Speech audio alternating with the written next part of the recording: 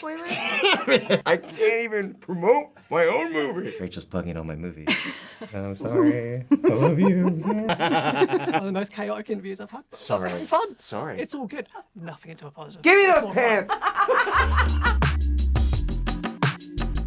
Got a series called Movie Marathon where we like to celebrate actors' other works that we're talking to as well. So in the spirit of this film, I thought we'd get you to work together on a combined back catalogue to do like a Dylan and Rachel free movie marathon. One of those lists is much shorter than the other.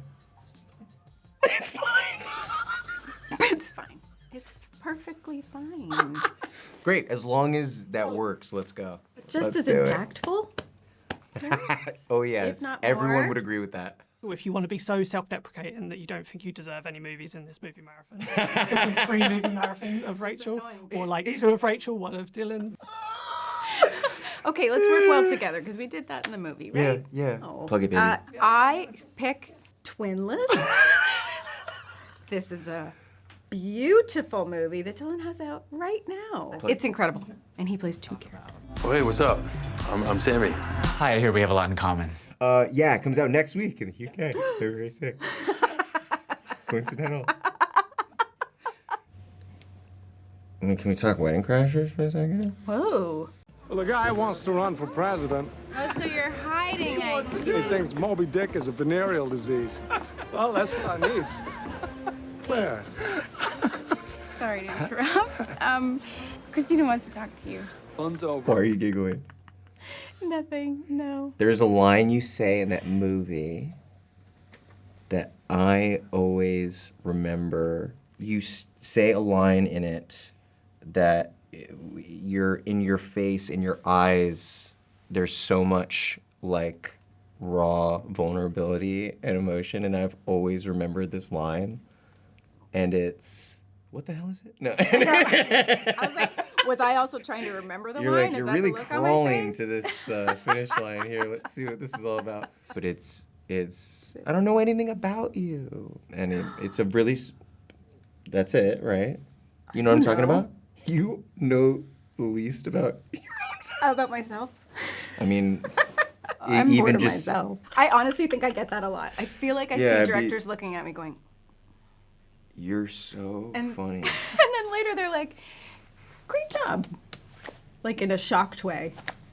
I mean, remember when Sam would go to you, I've seen some of the best performances, and I've seen some of the worst.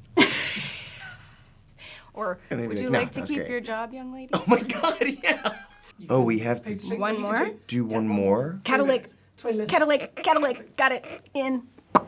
Hey, it's been a while. You feel guilty about the accident? She's your mom. Gorgeous I'm just having you. performance. That's the design here. Rachel's plugging on my movie.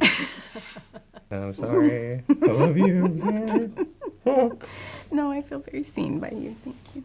Continuing that theme of your previous past movies, obviously you're stranded on a desert island in this. Which of the past characters wouldn't you want to be stranded on a desert island of your characters? Of our own? Yeah. Wouldn't? Wouldn't want to. Least likely. Bit of Regina George, maybe.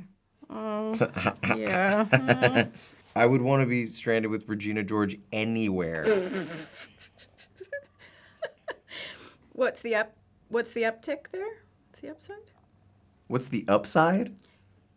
It's Regina George. She'd take down a boar. Yeah, I also feel like she'd be very capable.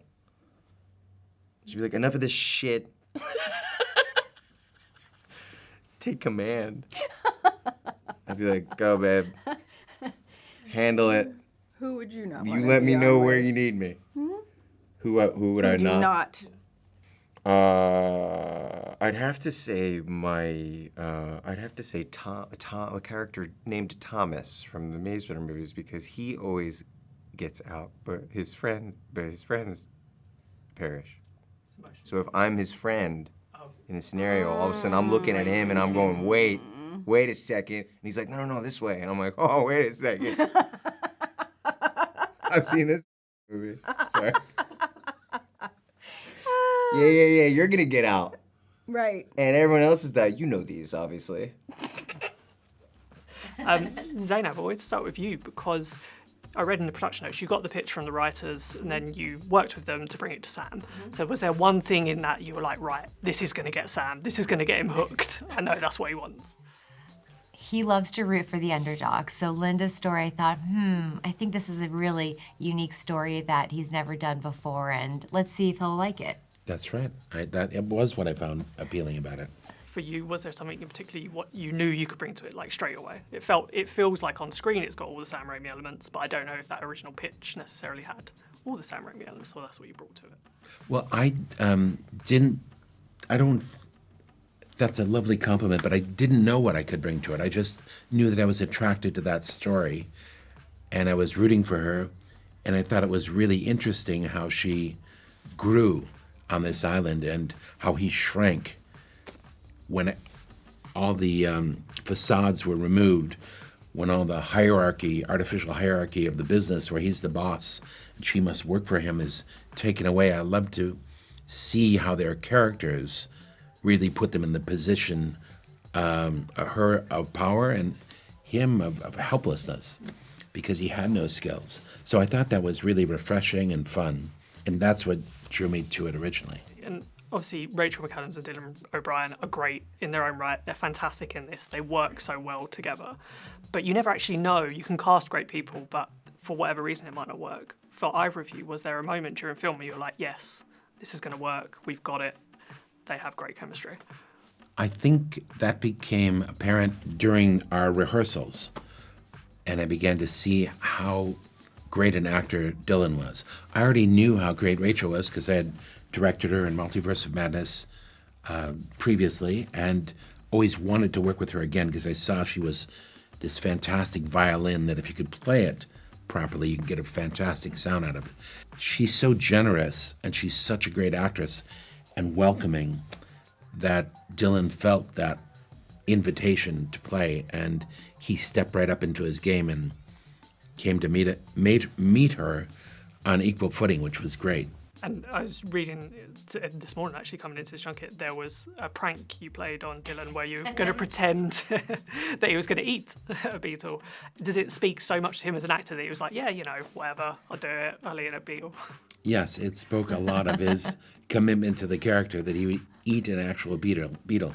I had gone through, with the prop department, we had found beetles that were edible, and it was a possibility. But yeah, I led him to believe that he was going to eat it up until the last moment. You didn't want him to have a little bite just for a DVD extra, like side extra to see how it goes.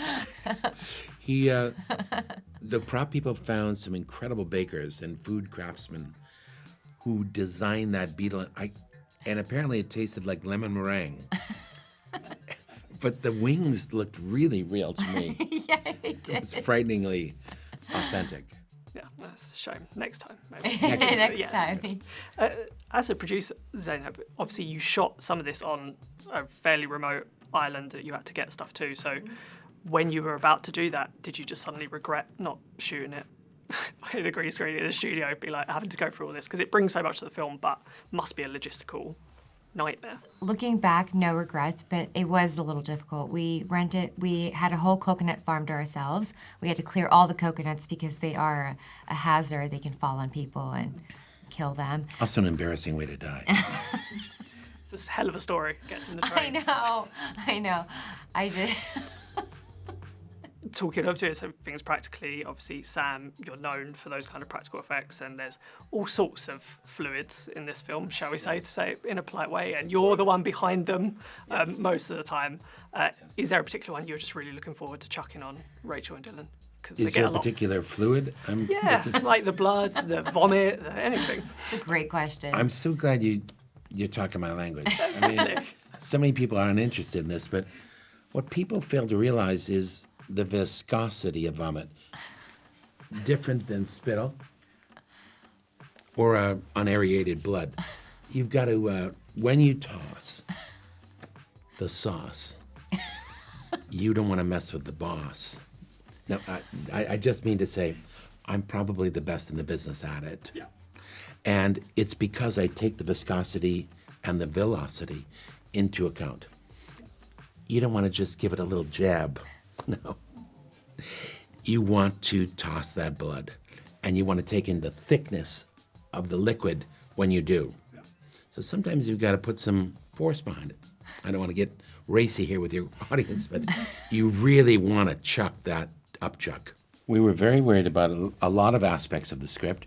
I think the thing that I was most worried about was our attempt to really get the audience to get behind our underdog character, have Dylan be this terrible villain, unforgivable villain, and then try and change allegiances in the audience's mind, where he's now the one we're rooting for, and then to see if we could bring them back from that. So I was concerned that if that failed, we'd have a mess on our hands.